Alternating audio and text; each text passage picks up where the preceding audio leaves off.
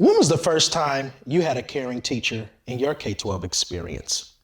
See, I know what it's like firsthand to be a part of an educational system that wasn't built for you.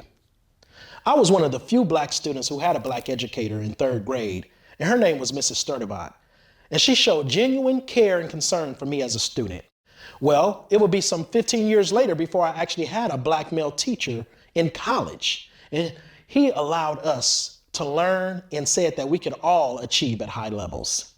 My name is Dr. Peter Watts, and I'm the CEO and co-founder of the Watts of Power Foundation, and our mission is simple: to close the pipeline gap for Black men who want to become teachers and remain in the profession. Did you know that Black men only make up 2% of the teaching profession nationwide? While there's overwhelming evidence that shows that if you have one Black male teacher in grades 3 through 5, your dropout rate decreases by 39%, and college aspirations increase by 29%, especially for Black boys. In my own K-12 experience, I faced so many barriers, like being tracked into special ed, or not seen for the gifts and talents that I could bring to my school community. And it would show up again in 1997 when I was becoming a teacher and having to take the placement exams over and over again. This is deeply personal to me because my own son, who was becoming a teacher in Los Angeles, faced those same barriers some 27 years later.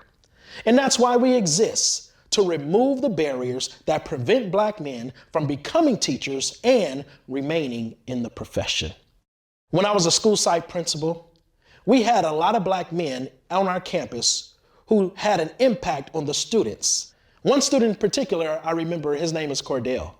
Cordell was a student at our school who was surrounded by a lot of caring educators, and it showed up when he graduated from college and decided to become a teacher because of the impact that those educators had on him.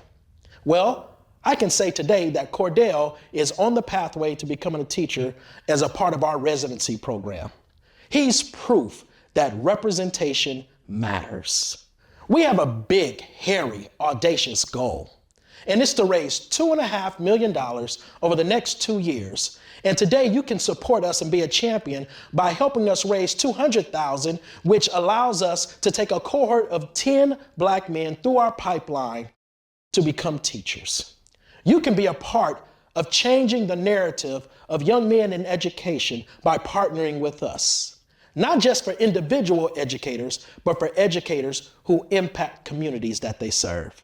So I ask you again, when was the first time you had a Black male teacher or a caring educator in your K-12 experience?